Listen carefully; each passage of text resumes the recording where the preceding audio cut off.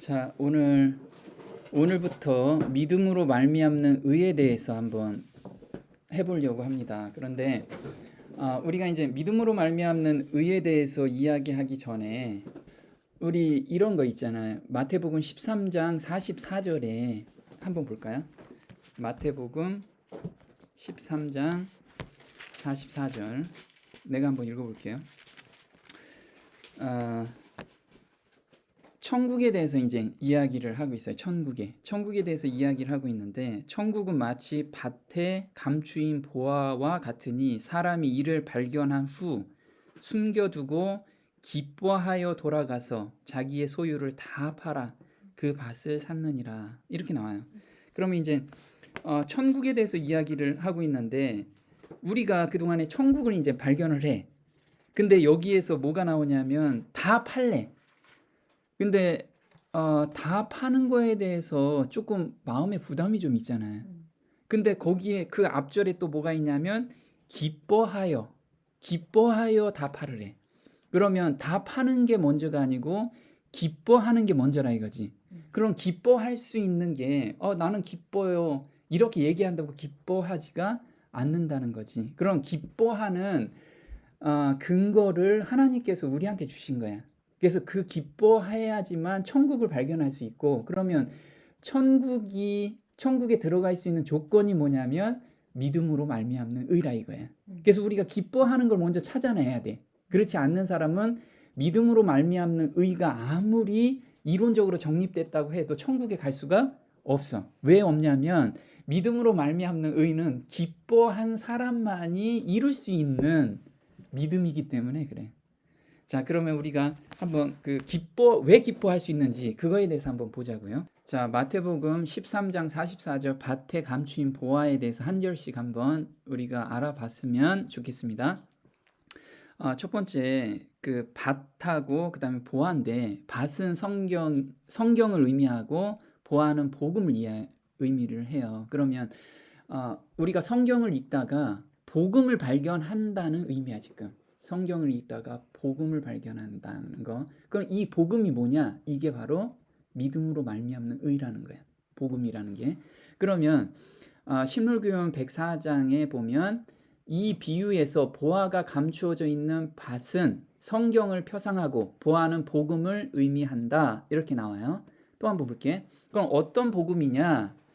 자, 복음에 대해서 구체적으로 예수님이 가지고 계셨던 믿음, 이것이 복음이야. 왜? 예수님께서는 하늘나라 갈 사람들은 이 조건에 만족한 사람만이 하늘나라에 갈 수 있다라는 거야. 그래서 창세 때 죄를 짓고 나서부터 이걸 하나님께서는 계속 말씀을 하셨는데 아무도 이걸 몸으로 실행한 사람이 없더라 이거죠. 그래서 예수님께서 모본이 되기 위해서 오신 거야.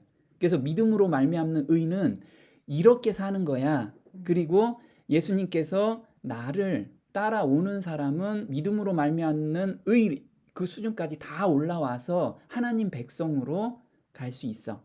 살 수 있어. 이거를 의미해 주는 거예요. 그러면 우리가 예수님께서 가지고 계셨던 믿음은 계시록 14장 12절인데 한번 볼게요.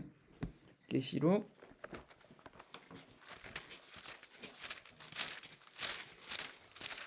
14장 12절.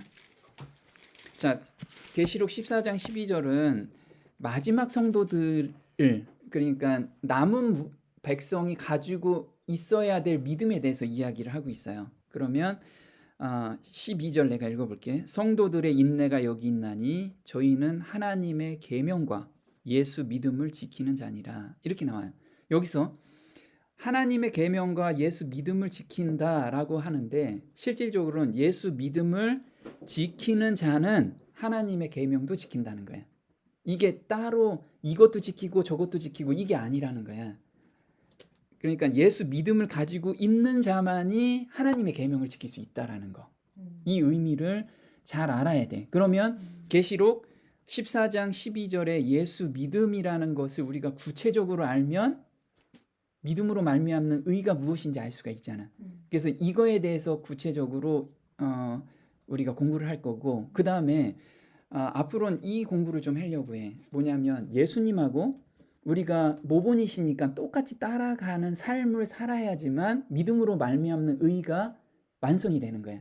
근데 우리가 흔히들 이런 거잖아. 누군가가 닮아가고 싶으면 그 사람의 삶을 따라가고 그 사람하고 살면 알 수가 있잖아. 그래서 예수님께서는 믿음으로 말미암는 의에 대해서 제자들한테 이론적인 거, 여기 성경적인 내용도 알려줬지만 삶으로 계속 보여주신 거야. 그래서 기도하는 방법도 알려주니까 기도하는 모습을 이렇게 기도하라 이렇게 말씀하신 게 아니고 실제로 기도하시고 하나님하고 소통하면서 그 충만함을, 하나님의 은혜의 충만함을 받은 거야.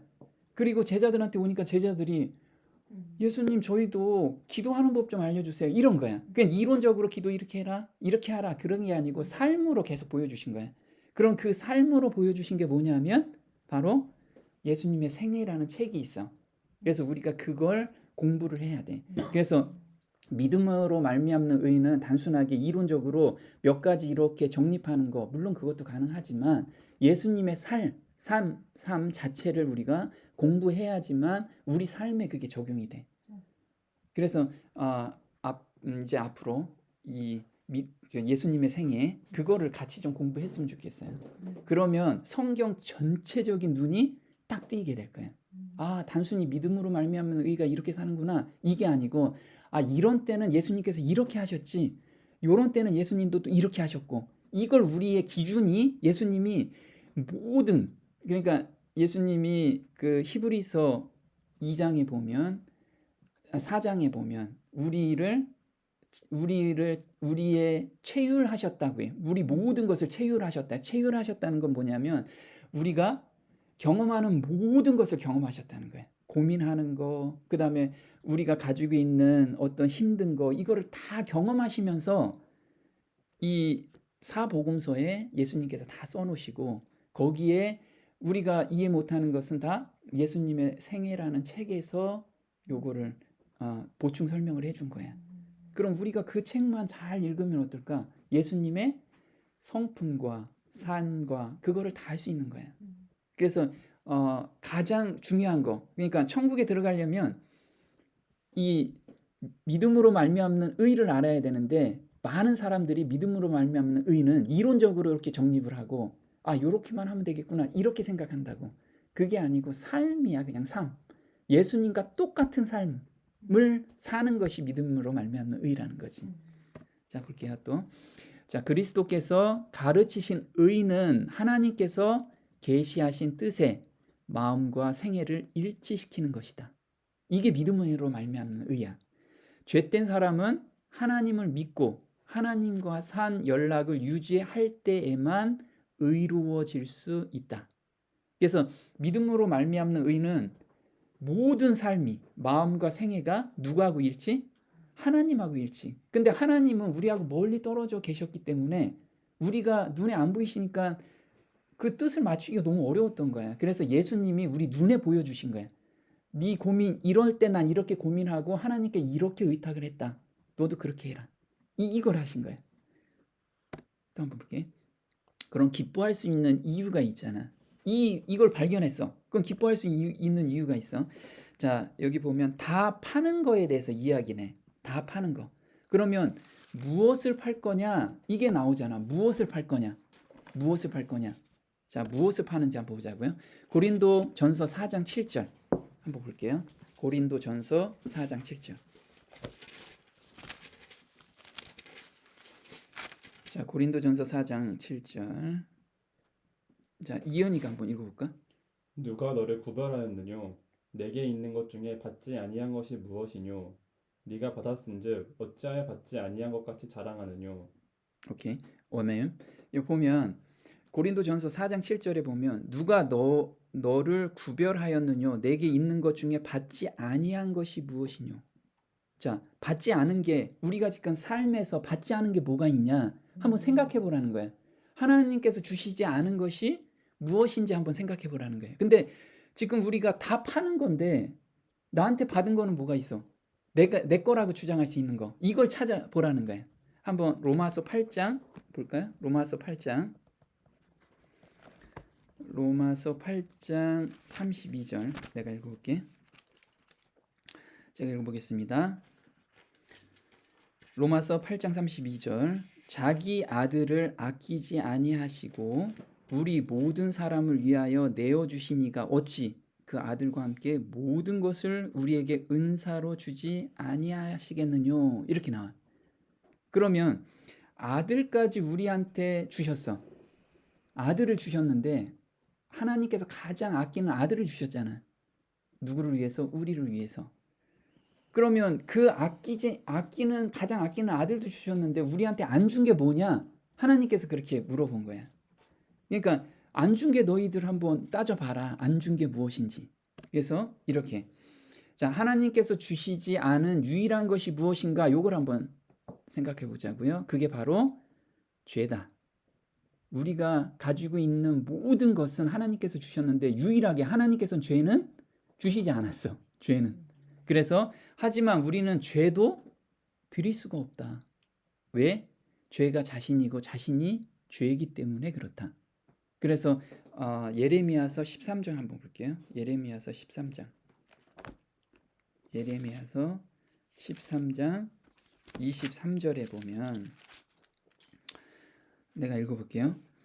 자, 구수인이 그 피부를 표범이 그 반점을 변할 수 있느뇨? 할 수 있을진데 악에 익숙한 너희도 선을 행할 수 있으리라. 이건 어떤 얘기냐면 우리 표범이 자기 반점을 변화시킬 수가 없고, 그 다음에 구수인 검은 피부가 희게 만들 수도 없다. 만약에 그걸 할 수 있다면 너희가 죄도 버릴 수가 있을 거다. 근데 우리는 그렇게 할 수가 없다는 거야. 우리가 죄고 죄가 우리기 때문에. 근데 이 체질을 누가 가장 많이 하셔? 하나님께서 하신다는 거야. 하나님께서. 이게 시편 103편 한번 볼게요. 시편 103편. 그래서 사람의 체질을 가장 잘 아시는 분은 우리를 만드신 분이라 이거야. 우리 만드신 분이 가장 잘 알기 때문에 그럼 죄를 버릴 수 있는 방법을 주셨을 거 아니야. 그 방법을 우리가 알면 한번 보자고. 103편 14절에 보면 이는 저가 우리의 체질을 아시며 우리가 진토임을 기억하심이로다. 이렇게 나왔어요. 그러면 하나님께서 우리의 체질을 어떻게 아셔? 우리 스스로 죄에서 벗어날 수 없다라는 걸 누구보다도 잘 아시는 분이시야. 그래서 우리한테 정죄하시거나 너희 죄를 졌을 때 벌을 내리시거나 이런 거를 계획하고 하시는 분이 아니라는 거예요. 왜? 체질을 가지고 아시기 때문에. 그런데 하나님께서는 죄는 용서할 수가 없다라는 거야. 죄인은 용서할 수 있어도. 왜? 하나님은 죄가 하나도 없으신 분이기 때문에 하나님의 영광의 빛은 죄가 있으면 죄가 소멸이 돼. 그래서 우리 몸에 죄가 하나라도 있으면 죄와 함께 우리가 타 죽기 때문에 하나님은 우리를 사랑하시기 때문에 죄를 버리라고 하시는 거예요. 그래야지만 하나님 앞에 우리가 탁 나타났을 때 우리가 타 죽지 않기 때문에 그런 거지. 그래서 우리가 버릴 수 있는 거. 자, 진정한 헌신과 회개를 하면 다시는 죄를 자기 것이라고 주장하지 않는다. 그래서 죄에서 완전히 떠나게 하시는데 기뻐할 수 있는 거. 그게 어떤 거예요? 그래서 자, 무엇을 바쳐야 되는가? 한번 볼게요. 자, 우리가 모든 것을 그분께 드릴 때 무엇을 드리게 하는가? 우리는 예수께서 순결하고 정결하게 하시도록 우리의 죄된 마음을 드린다. 그분의 무한한 사랑으로 우리를 구원해 달라고 그분께 간구한다. 그럼에도 사람들은 모든 것을 버리는 것이 어렵다고 생각한다. 자, 여기서 보면 모든 것이라고 그랬어. 모든 것. 그러니까 모든 것이 뭐야? 내가 가지고 있는 죄된 마음인 거야. 그러니까 여기에서 중요한 건 뭐냐면 내 삶 전체가 예수님께서 속량하시고 예수님께서 사셨다라는 걸 인정해야 되는 거야. 인정 안 하고 그냥 죄된 마음만 들여다 이게 아니라는 거지.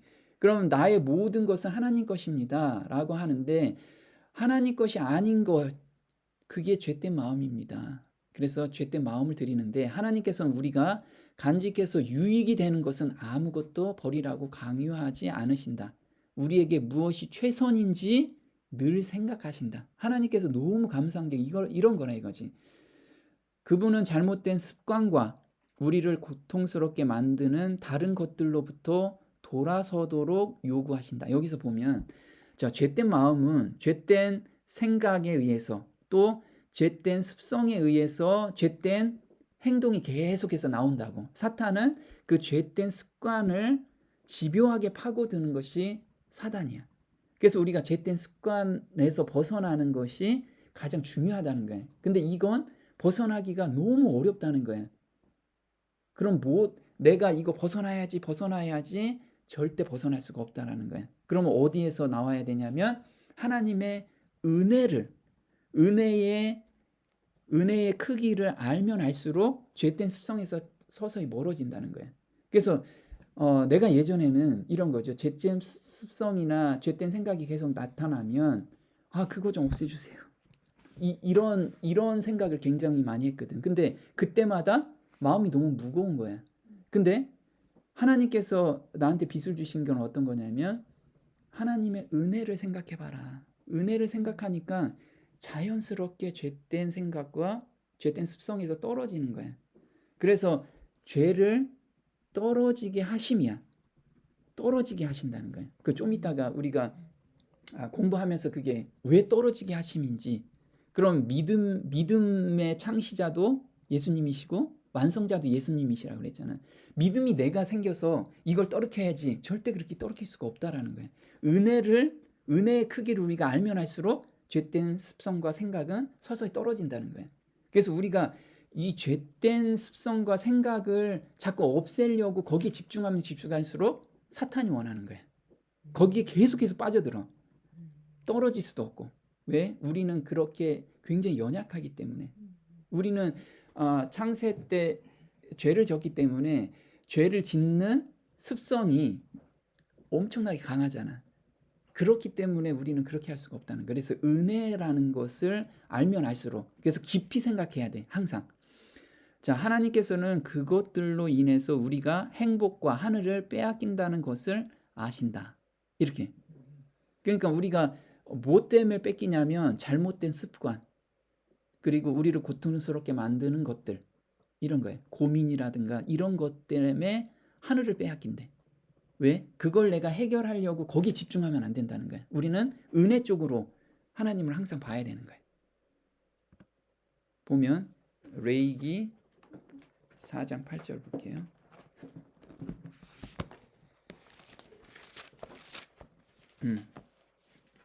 그래서 하나님께서는 이 죄된 마음을 드리는 거 이건 지난 시간에 한번 한 건데 4장 8절에서 10절 또 그 속죄 제물된 숫송아지의 모든 기름을 취할지니 곧 내장에 덮인 기름과 내장에 붙은 모든 기름과 두 콩팥과 그 위에 기름 곧 허리 근방에 있는 것과 간에 덮인 꺼풀을 콩팥과 함께 취하되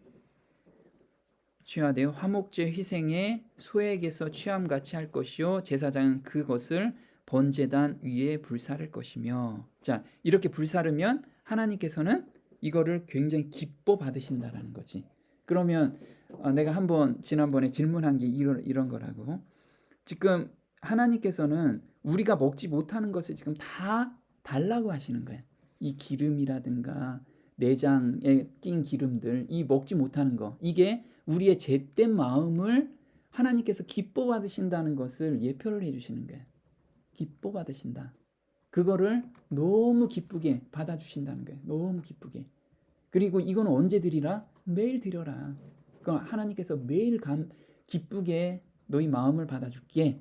이 지금 말씀을 하고 계시는 거지.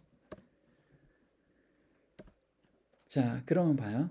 밭을 샀느니라. 그러면 죄된 사람은 하나님을 믿고 하나님과 산 연락을 유지할 때만 의로워질 수 있다. 자, 여기서 보면 하나님과 산 연락이라는 거예요. 산 연락.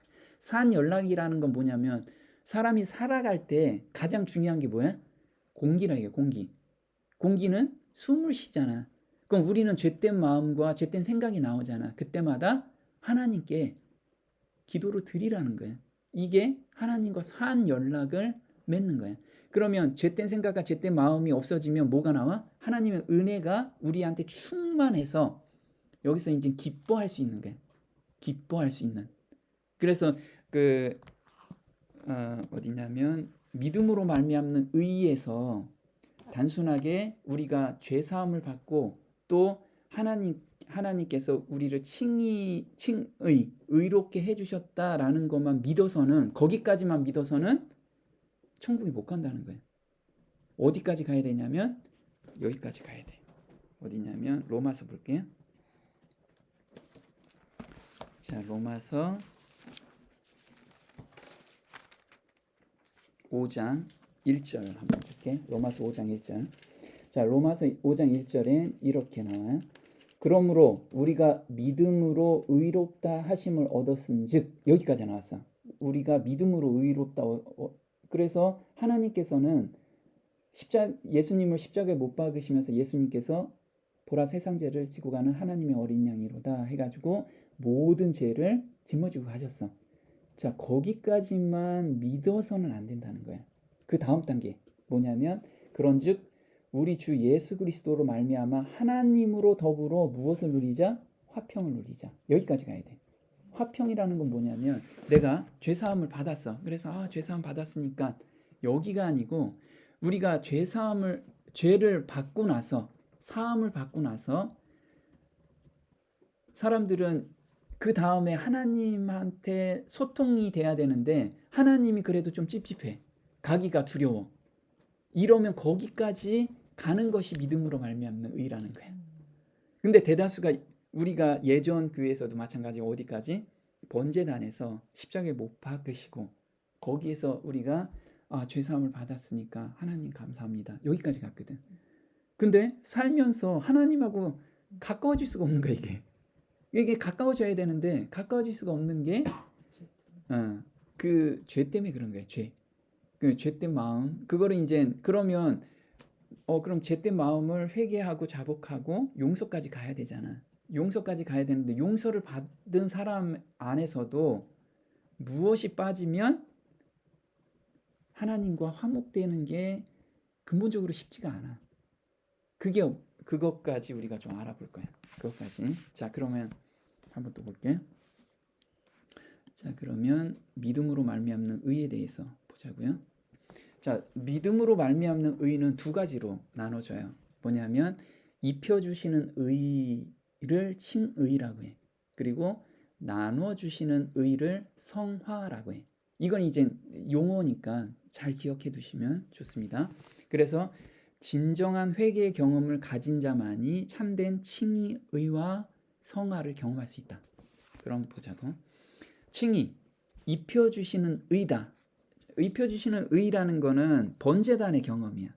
번제단의 경험. 여기서 보면 입혀주시는 의는 번제단의 경험이고, 나눠주시는 의, 이거는 이제 성소 처책간의 경험인 거예요. 성소 처책간의 경험. 그래서 우리가 이걸 보자고.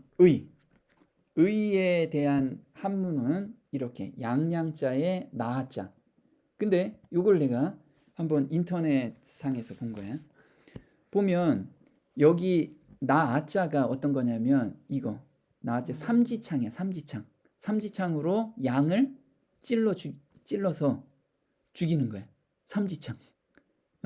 그래서 의자는 옳다나 의롭다라는 뜻을 가진 글자다. 자, 양양자에 나아자를 결합한 건데, 나아자는 삼지창을 그린 것이다.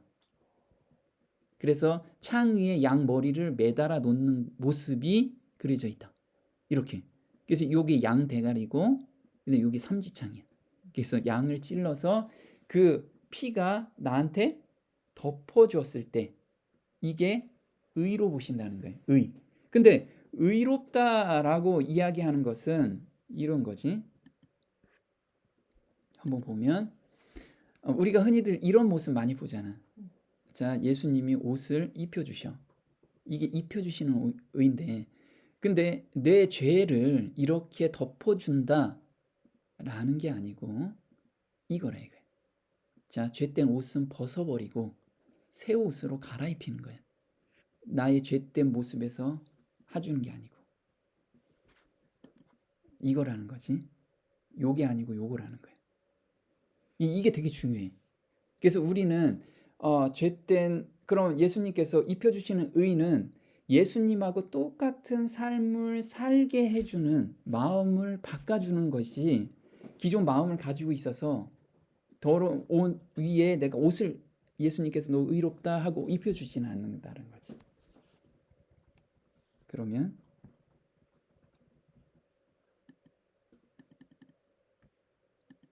스가랴서 한번 볼게. 스가랴서가 이게 입혀주시는 의에 대해서 굉장히 잘 설명해 준 장인데, 자 스가랴서 3장 1절에서 5절 한번 볼게. 스가랴서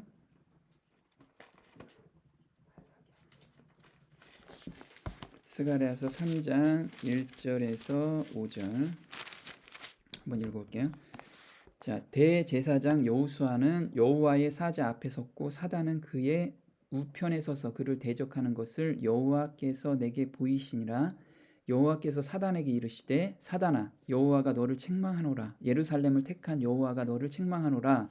이는 불에서 꺼낸 그슬린 나무가 아니냐 하실 때에 여호수아가 더러운 옷을 입고 천사 앞에 섰는지라. 여호와께서 자기 앞에 선 자들에게 명하사 그 더러운 옷을 벗기라. 벗어버리라는 거야. 벗기라는 거야. 그 위에다 입히라는 게 아니고 벗기라 하시고 또 여호수아에게 이르시되 내가 내 죄가를 제하여 버렸으니 내게 아름다운 옷을 입힌대.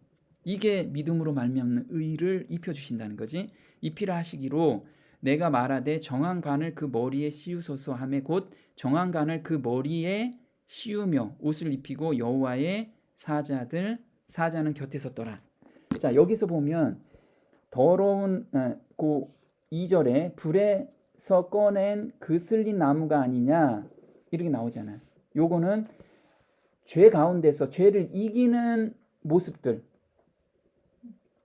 우리가 계속 사탄이 죄로 유혹을 하잖아. 거기서 한 번 넘어지지 않은 사람이 아니고 넘어지면서 하나님의 사랑을 체험한 경험을 가진 사람을 의미하는 거야. 이게 그래서 그슬린 나무가 아니냐라는 이야기가 그 이야기라는 거야. 그래서 우리가 보통 환난을 통과하는 자들도 여기에서 의미하는데 요게 13장 9절 한번 보자. 13장 9절. 스가랴서 13장 9절. 13장 9절에 보면 내가 그 3분의 1을 불 가운데서 던져. 자, 불 가운데서 던지신대. 은같이 연단하며 금같이 시험할 것이라. 자, 하나님께서 이렇게 입혀주시는 의를 입는 사람들은 시험을 통해서 보여주시는 거예요. 연단을 하기 위해서. 그래서 나중에 우리가 14만 4천이 되는 사람이 이 입혀주시는 의에 대해서 경험하고 통과한 사람들이기 때문에 거기에도 적용되지만 현재도 마찬가지라 이거지. 우리가 죄된 세상 안에서 하나님께서 허락하시는 거야. 왜? 훈련하기 위해서. 그래서 여기서 똑같이 얘기하는 게 연단하며 금같이 시험할 것이라. 그들이 내 이름을 부르리니 거기에서 이제 예수님만 하나님만 의지하는 사람. 내가 들을 것이며 나는 말하기를 이는 내 백성이라 할 것이요 그들은 말하기를 여호와는 내 하나님이시라 하리라. 이렇게 됐어요. 그러니까 우리는 온전히 하나님을 매달려야 되는 그런 사람만이 통과할 수 있다라는 거예요. 또 하나 보면 예레미야서 30장 7절 한번 볼게요. 예레미야서 30장 7절.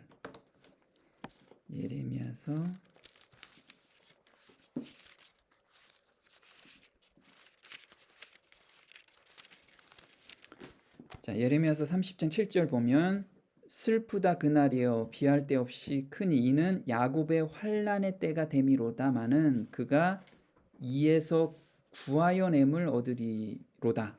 자, 이 야곱의 환난 우리 많이 들어봤잖아. 이거는 우리 칠재앙이 떨어졌을 때 야곱의 환난 이제 엄청나게 고민하는 때가 올 거라고. 그때를 통과할 사람은 지금 이 죄된 세상에서 통과되는 사람이 그때도 통과가 되는 거야. 그냥 그때 딸랑 내 믿음이 엄청나게 강해져서 통과하는 게 아니라는 거예요. 지금 오늘 우리가 죄가 죄된 생각에서 아니면 죄에 빠졌을 때 그거를 넘어졌을 때 하나님을 온전히 믿으면서 하나님을 부르짖는 사람은 하나님이 듣는다고 그랬잖아요. 하나님이 들어서 그걸 건져주시는 경험을 계속 쌓는 사람만이 야곱의 환난도 통과할 수 있다는 거예요. 그래서 한번 스가랴서 이걸 한번 영감의 말씀을 들어보자고. 화면을 보면 사단은 하나님의 선택된 충성스러운 백성들을 더러움과 죄가 가득한 것처럼 제시해 왔다. 사단은 그런 거야. 여기는 죄 지난번에 졌잖아. 얘 죄된 생각 맨날 그거 가지고 있어. 그리고 죄된 습관에서 절대 벗어나지 않은 사람입니다. 이 사람이 어떻게 구원을 받을 수 있습니까? 하나님 백성 아닙니다. 이걸 맨날 고소한다는 거지. 그는 그들이 범한 죄들을 구체적으로 묘사할 수 있다. 왜? 사단은 24시간 365일 평생 지금 6,000년 동안 한 번도 자지 않고 모든 사람의 기록을 자기가 다 해놨기 때문에 기록을 제시하는 거예요. 그는 악의 동맹체들을 총동원시켜 그의 기만수를 발휘하여 바로 이 죄들 속으로 끌어들이지 않았던가. 그러나 그들은 회개했고, 여기가 중요해요. 회개했고 그리스도의 의를 받아들였다. 그러므로 그들은 그리스도의 의의 옷을 입고 하나님 앞에 서 있었다. 아름다운 옷을 입었으니 곧 그리스도의 의가 그들에게 부여됐다. 자, 이게 어떤 뜻이냐면 아까 예수님께서는 어떤 상황에 내가 만약에 죄된 습성이 계속 빠져 있어. 그럼 예수님은 과연 어떻게 하셨을까를 우리가 생각을 하고 이렇게 예수님께서는 하나님께 어려울 때 다 의존하셨구나. 그럼 나도 그렇게 해야겠다 하고 그렇게 하실 때 예수님께서 똑같은 믿음의 의를 우리한테 주신다는 거예요. 그래서 의인은 한 번도 죄를 짓지 않는 사람이 아니라 죄를 지었을 때 그걸 믿음으로 승리한 사람을 의로운 사람이라고 하는 거지. 자, 그래서 여호와께서 자기 앞에 선 자들에게 명하사 그 더러운 옷을 벗기라 하시고 또 여호수아에게 이르시되 내가 내 죄가를 죄하여 벌었으니 내게 아름다운 옷을 입히리라 하시기로 그들이 범한 모든 죄는 용서되었으며 그들은 전혀 죄를 짓지 않은 자처럼 선택함을 입은 진실된 자요 무죄하고 온전한 자로 하나님 앞에 선대. 아멘. 너무 감사드리는 거지. 전혀 죄를 짓지 않는 자처럼 하나님이 보신다는 거예요. 자, 그럼 볼게. 여기서 아름다운 옷은 입혀주시는 의고 구원의 옷이라는 거예요. 구원의 옷. 그러면 구원의 옷이라는 것이 무엇인지 이걸 한번 보자고. 자, 이거는 죄를 이기는 경험들인데 이사야서 61장 10절. 이사야서 61장 10절.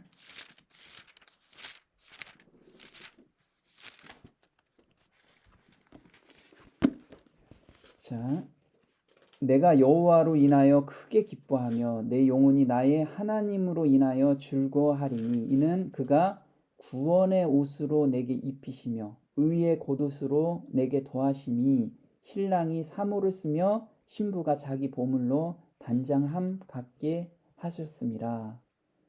자, 여호와께서 여호와 앞에 즐거워할 수 있는 이유가 뭐냐면 내가 구원의 옷을 입은 게 아니고 하나님께서 구원의 옷으로 내게 입히셨대. 그러니까 여기선 나는 철저하게 빠지잖아. 하나님께서 해주시는 게 지금. 하나님께서 그가 구원의 옷으로 내게 입히시며 의의 겉옷으로 내게 더하심이 이렇게 냈어. 이걸 믿었을 때 기뻐지는 거야. 너무 감사하잖아. 그래서 이걸 재림교 주석엔 이렇게 나와.